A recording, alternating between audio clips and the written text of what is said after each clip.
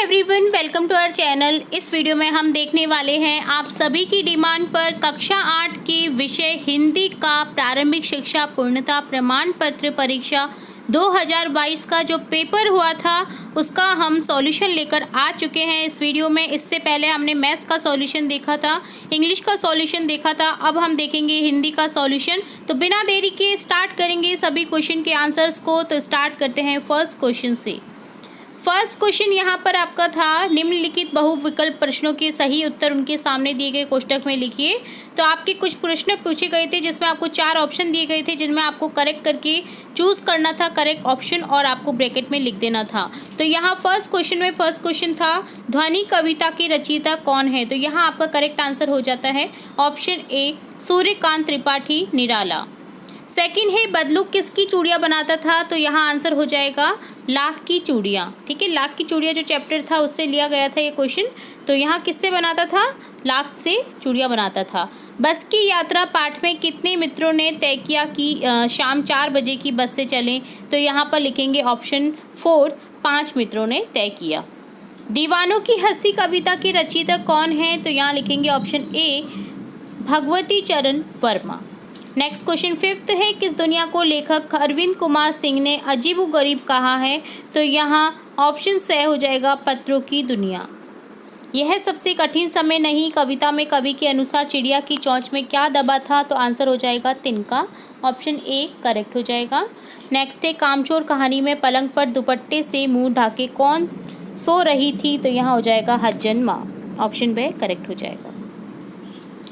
Next है, सुदामा की दीन दशा देखकर कौन रोने लगे। तो यहाँ आंसर आपका करेक्ट हो जाएगा ऑप्शन अ श्री कृष्ण। हिंदी विशेषणों की सामान्यतः कितने प्रकार माने गए हैं। तो यहाँ माने गए हैं 4 सामान्यतः। ठीक है, ऑप्शन सी को करेक्ट कर देंगे। नेक्स्ट है, व्यापारिक शब्द में प्रयुक्त प्रत्यय है। तो व्यापार प्लस एक जब जोड़ते हैं तो व्यापारिक हो जाता है। तो यहाँ ऑप्शन बी करेक्ट हो जाएगा एक, मूल शब्द यहाँ व्यापार। नेक्स्ट है, यह सबसे कठिन समय नहीं कथा का आखिरी हिस्सा सदियों से कौन सुना रही थी। तो यहाँ हो जाएगा बूढ़ी दादी, ऑप्शन ए करेक्ट हो जाएगा।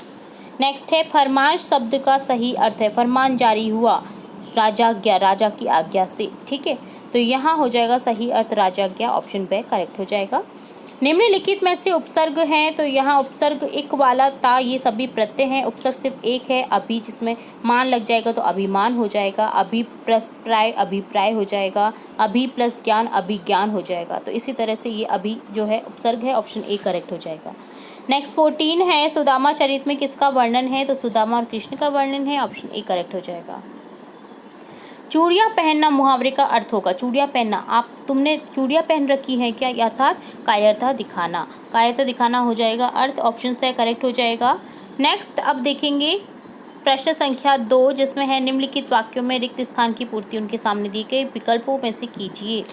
तो यहाँ विकल्पों में से आपको चूज़ करना है एक विकल्प और लिख देना है रिक्त स्थान में। जैसे समुद्र के किनारे ऊंचे पर्वत की अंधेरी गुफा में एक रहता था, कौन रहता था, सांप रहता था। नेक्स्ट है, एक सिपाही ने गुलेल मारकर रिक्त स्थान की टोपी नीचे गिरा दी, किसकी टोपी गिरा दी थी, गवरिया की। नेक्स्ट है, अभी अभी तो आया है मेरे वन में मृदुल। तो यहाँ हो जाएगा वसंत, मृदुल वसंत, मृदुल यानी कोमल। हम स्वयं बंधे थे और स्वयं हम अपने रिक्त स्थान तोड़ चले। तो क्या तोड़ चले, बंधन तोड़ चले। संज्ञा के मुख्य रूप से कितने भेद हैं। संज्ञा के 3 भेद हैं। अधिकार शब्द में रिक्त स्थान प्रयुक्त हुआ है। तो यहाँ हो जाएगा अधि। ठीक है, अधि उपसर्ग। खिलाड़ी शब्द में प्रत्यय क्या है, खिलाड़ी, आड़ी। ठीक है, खिल धन आड़ी, तो यहाँ आड़ी प्रत्यय हो जाएगा। नेक्स्ट है, ईमानदार का विलोम, ईमानदार का हो जाएगा बेईमान। नेक्स्ट प्रश्न संख्या 3 है, निम्नलिखित कथनों को पढ़कर उनके सामने सही गलत का विकल्प चूज करिए। तो यहाँ बसंत को ऋतुराज कहा जाता है, यह सही है, आपको सही का निशान लगा देना है। लाख की चूड़ियाँ कहानी के लेखक कामता नाथ हैं, ये भी सही है, सही का निशान लगा देना है। बस को देखा तो श्रद्धा उमड़ पड़ी, खूब वे वृद्ध थी। तो ये भी सही है, तो यहाँ भी सही का निशान लगा देना है। आलम का अर्थ दुनिया का माहौल या दुनिया या माहौल होता है, तो ये भी सही है। महात्मा और कवि के नाम से महात्मा गांधी और रविंद्रनाथ टैगोर के बीच हुए पत्राचार को संग्रह प्रकाशित हुआ है, तो ये भी सही है। वसुधा का अर्थ पगड़ी होता है, जी नहीं, पगड़ी नहीं होता, वसुधा अर्थात धरती, ठीक है, तो यहाँ ये गलत हो जाएगा। पुडुकोट्टई जिले की हजारों नवसाक्षर ग्रामीण महिलाओं के लिए साइकिल चलाना आम बात है, तो ये भी सही है। बाकी सभी सेंटेंस सही है, एक 6 सेंटेंस को छोड़कर। वसुधा का अर्थ पगड़ी नहीं होता है, पगड़ी होता है, यहाँ दे रखा है, तो यहाँ पर हो जाएगा ये रॉन्ग सेंटेंस, ठीक है। प्रश्न संख्या 4 है, निम्नलिखित शब्दों को ध्यान पूर्वक पढ़ते हुए उनके सामने दिए गए सही अर्थ से मिलान कीजिए। तो आपको सही अर्थ से मिलान करना है। प्रत्युष का अर्थ हो जाएगा प्रातःकाल, लालसा अर्थात कुछ पाने की चाह, मुखातिब अर्थात देखकर बात करना, पैतृक अर्थात पूर्वजों का, अंत्येष्टि अर्थात मृतक क्रम दाह करना। प्रश्न संख्या 5 है, किसके जैसा संतोष फोन या एसएमएस का संदेश नहीं दे सकता है? तो पत्र के जैसा। 6 क्वेश्चन है, गंतव्य शब्द का अर्थ लिखिए। तो आपको गंतव्य शब्द का अर्थ लिखना है गंतव्य, ठीक है, कहाँ जहाँ पर जाते हैं हम उसे गंतव्य बोलते हैं, तो इसका अर्थ लिख देना है। प्रश्न संख्या 7 है, पानी परात को हाथ छुओ नहीं, नैनन की जल सो पग धोए। उपयुक्त पंक्ति में किस अलंकार का प्रयोग हुआ है? तो अतिशयोक्ति अलंकार का प्रयोग हुआ है, जो बहुत ज़्यादा शयोक्ति व्यक्त की गई है, ठीक है, बहुत ज़्यादा मतलब इतना बताया गया है कि जैसे पानी परात को हाथ छुओ नहीं, नैनन की जल से मतलब उनकी आंखों से इतना जल बह रहा था कि उसी से उन्होंने सुदामा के जो है पैर धो दिए। जो कृष्ण भगवान थे उन्होंने सुदामा के पैर धो दिए। तो बहुत ज़्यादा शयोक्ति का वर्णन हुआ है। तो जिसमें बहुत ज़्यादा शयोक्ति का वर्णन करते हैं, मतलब जब बहुत बड़ा चढ़ाकर कहा जाता है, तो वो होता है अतिशयोक्ति अलंकार। 8 क्वेश्चन है, साइकिल आंदोलन में कहाँ की महिलाओं ने भाग लिया? तो पुडुकोट्टई जिले की महिलाओं ने भाग लिया।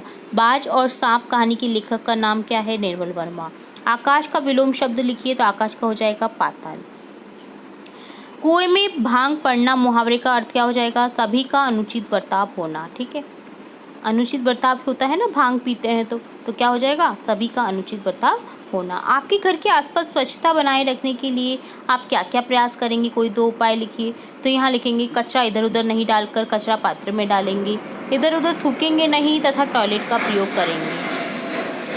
13 क्वेश्चन है, सड़क पर वाहन चलाते समय किसी भी वाहन चालक को किन किन बातों का ध्यान रखना चाहिए? कोई 2 सुझाव लिखिए। तो 2 सुझाव लिखेंगे, जैसे वाहन चलाते समय मोबाइल का प्रयोग ना करें, यातायात नियमों के अनुसार वाहन की स्पीड रखें, स्पीड नियंत्रित रखें, ठीक है, यहाँ पर नियंत्रित भी लिखना है आपको, ठीक है। 14 क्वेश्चन है, नीचे एक पंक्ति दी गई है, उसी के आधार पर एक पंक्ति लिखिए। हमेशा सत्य बोलना चाहिए। तो इस तरह से हम लिखेंगे, हमेशा बड़ों का आदर करना चाहिए। 15 है, कामचोर कहानी क्या संदेश देती है? पाठ्य पुस्तक से लिया गया है ये।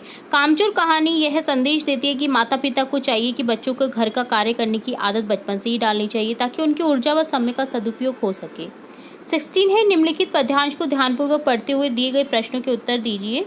तो हम तो केवल यह आंकते हैं कि देश की धरती दूसरे देश को सुगंध करती है। उपयुक्त पंक्ति में कवि क्या संदेश देना चाहते हैं? तो लिखेंगे, उपयुक्त पंक्ति के आधार पर कवि विश्व बंधुत्व की भावना, प्रेम, एकता व सद्भाव का संदेश देना चाहते हैं। क्योंकि प्रकृति सबको समान दृष्टि से देखती है, इसलिए एक देश की धरती की सुगंध दूसरे देश को भेजती है। 17 है, पूछत दीनदयाल को धाम, बतावत आपनो नाम सुदामा। उपयुक्त पंक्ति का आशय स्पष्ट कीजिए। तो उपयुक्त पंक्ति में लिखेंगे, उपयुक्त पंक्तियां सुदामा चरित पाठ से ली गई हैं, जिनमें द्वारपाल द्वारिकाधीश श्री कृष्ण को संदेश दे रहा है कि द्वार पर एक गरीब ब्राह्मण श्री कृष्ण का धाम पूछ रहा है और अपना नाम सुदामा बता रहा है। 18 क्वेश्चन है, निम्नलिखित गद्यांश को पढ़कर दिए गए प्रश्नों का उत्तर दीजिए। क्या यही भारतवर्ष है जिसका सपना तिलक और गांधी ने देखा?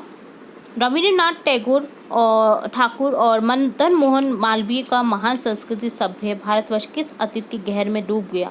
आर्य और द्रविड़, हिंदू और मुसलमान, यूरोपीय और भारतीय आदर्शों की मिलन भूमि, मानव महासमुद्र क्या सूख ही गया? मेरा मन कहता है ऐसा नहीं हो सकता, हमारे महान मनुष्यों के सपनों का भारत है और रहेगा। 18 क्वेश्चन है, उपयुक्त गद्यांश के आधार पर बताइए कि यूरोपीय और भारतीय आदर्शों की मिलन भूमि किसे बताया गया है? तो भारत भूमि को बताया गया है।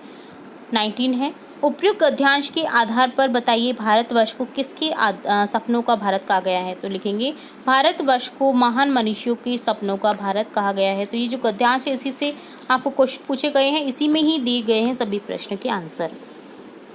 अब है खंड से। प्रश्न संख्या 20 है। निम्नलिखित प्रश्नों को पढ़कर उत्तर दीजिए। बड़े भाई की शादी में जाने के लिए विद्यालय में 3 दिवस के अवकाश का प्रार्थना पत्र लिखिए, या फिर आप लिख सकते हैं अपने मोहल्ले में सफाई हेतु ग्राम पंचायत को एक पत्र। तो कोई भी आप एक पत्र लिखिए, या तो प्रार्थना पत्र लिख दीजिए या पत्र लिख दीजिए। यहाँ मैं आपको बता रही हूँ प्रार्थना पत्र। सेवा में श्रीमान प्रधानाध्यापक महोदय, राजकीय माध्यमिक विद्यालय जयनगर। विषय लिखेंगे अवकाश के लिए प्रार्थना पत्र। महोदय, निवेदन है, मेरे बड़े भाई की शादी धौलपुर से तय हुई है। बारात बस द्वारा 19 जुलाई को धौलपुर जाएगी। मैं अपने बड़े भाई के शुभ विवाह में सम्मिलित होना चाहता हूँ। इस कारण मैं 3 दिन तक विद्यालय में उपस्थित नहीं हो सकता हूँ। अतः प्रार्थना है कि मुझे जिस भी डेट को आप ये पत्र लिख रहे हैं उस डेट को यहाँ पर लिख देना है। जैसे 18/7/2022 से 20/7/2022 तक 3 दिन तक का अवकाश प्रदान करने की अनुग्रहित करें। प्रार्थी राहुल, कक्षा 8, दिनांक लिख देंगे इस तरह से, जिस भी डेट को आप पत्र लिख रहे हैं। ठीक है, तो ये होता है प्रार्थना पत्र आपका कंप्लीट। नेक्स्ट आपका क्वेश्चन है, निम्न में से किसी एक पर कहानी लिखिए। आपको कोई भी कहानी लिखनी है। प्यासा कौआ, चालाक लोमड़ी, कछुआ और खरगोश, तीनों ही कहानी हमने बहुत बार रिपीट कर रखी है, तो आपको उम्मीद है याद हो ही गई होगी। फिर भी मैं आपको एक बार रिपीट करा देती हूँ। खरगोश और कछुए की कहानी यहाँ पर हम देखेंगे। बाकी सभी कहानी आप हमारी चैनल की प्लेलिस्ट से जाकर के चेकआउट कर सकते हैं। किसी जंगल में तालाब के किनारे एक खरगोश और एक कछुआ रहते थे। दोनों में अच्छी मित्रता थी। खरगोश को अपनी तेज चाल का घमंड था, इसलिए वह कछुए की धीमी चाल का मजाक उड़ाता था। एक दिन कछुए ने खरगोश से कहा कि तुम मेरा मजाक उड़ाते हो, क्यों ना हम दोनों दौड़ में हो जाएं। खरगोश दौड़ने के लिए राजी हो गया। दौड़ प्रारंभ हुई तो खरगोश दौड़कर बहुत आगे निकल गया। उसने देखा कि कछुआ अभी बहुत पीछे रह गया है, तो क्यों ना विश्राम कर लिया जाए। तब वह एक पेड़ के नीचे सुताने लगा और वहीं पर सो गया। कछुआ अपनी धीमी चाल से लगातार चलता रहा। वह खरगोश से आगे पहुंच गया। जब खरगोश सोकर उठा तो उसे कछुआ नजर नहीं आया कहीं भी, और वह तेजी से दौड़ा तो उसने देखा कि कछुआ तय स्थान पर पहले ही पहुंच गया था। इससे खरगोश ने अपनी हार मान ली। इससे शिक्षा मिलती है कि घमंड नहीं करना चाहिए, किसी का मजाक नहीं उड़ाना चाहिए। ठीक है, नेक्स्ट आपका क्वेश्चन है यहाँ पर 21। किसी एक पर निबंध लिखिए। आपको कोई भी एक विषय पर निबंध लिखना है। स्वच्छ भारत अभियान, कंप्यूटर शिक्षा, कोरोना महामारी, होली का त्योहार। हमने सभी जो ये आपकी निबंध हैं वो देख रखे हैं। फिर भी मैं यहाँ पर आपको बताना चाहूँगी होली का त्योहार पर निबंध। ठीक है, तो यहाँ देखिए निबंध मैंने आपको पहले भी कई वीडियोस में बता रखा है कि सबसे पहले आपको यहाँ पर पॉइंट्स में डिवाइड करना होता है निबंध को, जिसमें आपको लिखना है सबसे पहले प्रस्तावना, जिसमें आप बताएंगे कि वो निबंध किस चीज़ के ऊपर है। जैसे भारत में बहुत से त्योहार मनाए जाते हैं। हिंदुओं के त्योहारों में रक्षाबंधन, दशहरा, दीपावली और होली बहुत त्योहारों के रूप में गिने जाते हैं। इन त्योहारों में प्रमुख त्योहार के रूप में गिने जाते हैं। इन त्योहारों में होली का अपना महत्वपूर्ण स्थान है। नेक्स्ट लिखेंगे विशिष्ट त्योहार। वसंत ऋतु का सर्वप्रथम त्योहार वसंत पंचमी है। उसके पश्चात होली आती है। माघ की पूर्णिमा का होलिका रोपण होता है तथा फाल्गुन मास की पूर्णिमा को होली मनाई जाती है। मनाने का तरीका, इस अवसर पर नए पके हुए अन्न को होली की आग में भूनते हैं। जैसे आपने देखा होगा, आप खुद भी भूनते होंगे। जैसे गेहूं की नई बालियां लाई जाती हैं और उन्हें भुना जाता है, उन्हें खाया जाता है। ठीक है, गेहूं हुए, चने हुए, बहुत सारी ऐसी चीज़ें होती हैं जो पकती हैं, जिस टाइम पे उन्हें लाया जाता है और उन्हें भुना जाता है। ठीक है, और खाया जाता है, बहुत टेस्टी लगते हैं। इस भुने हुए अन्न अर्थात आखतों को आपस में वितरित करते हैं, प्रसाद के रूप में बांटते हैं उन्हें। संस्कृत भाषा में आग में भुने हुए अर्ध पके अन्न को होलक कहते हैं। इसी कारण से इस त्योहार को होलिकोत्सव या होली कहते हैं। कुछ लोग इस त्योहार का संबंध प्रहलाद की बुआ होलिका से स्थापित करते हैं। इसके पीछे मनाने की कोई भी बात रही हो, लेकिन यह त्योहार प्राचीन काल से मनाया जाता है। होली खेलना, होलिका दहन के बाद लोग रंग अबीर से होली खेलते हैं। कुछ लोग होली की राख और मिट्टी भी लगाते हैं। अपराह्न में स्नान, भोजन इत्यादि करने के बाद सभी लोग नवीन वस्त्र धारण कर एक दूसरे के यहाँ जाते हैं और मिलकर शुभकामनाएं व्यक्त करते हैं। और लास्ट में किसी भी निबंध में आपको हमेशा लिखना होता है उपसंहार। देश और स्थान के भेद के अनुसार भारत में इस पर्व को मनाने की विधियों में थोड़ा बहुत अंतर है। ब्रज में कई दिनों तक होली खेली जाती है। ब्रज की लठमार होली बहुत प्रसिद्ध है। यह रंगों का मनभावन त्योहार मेल मिलाप के त्योहारों के रूप में प्रसिद्ध है। हर जगह अलग अलग तरीके से होली मनाई जाती है। ठीक है, तो इस तरह से कंप्लीट होता है आपका ये जो हिंदी विषय का हम लेकर आए थे, आपका संपूर्ण आंसर सही सॉल्यूशन जो लेकर आए थे पेपर का, तो कंप्लीट होता है। उम्मीद है पूरा पेपर आपको समझ आया होगा, सभी क्वेश्चन के आंसर आपको मिल गए होंगे।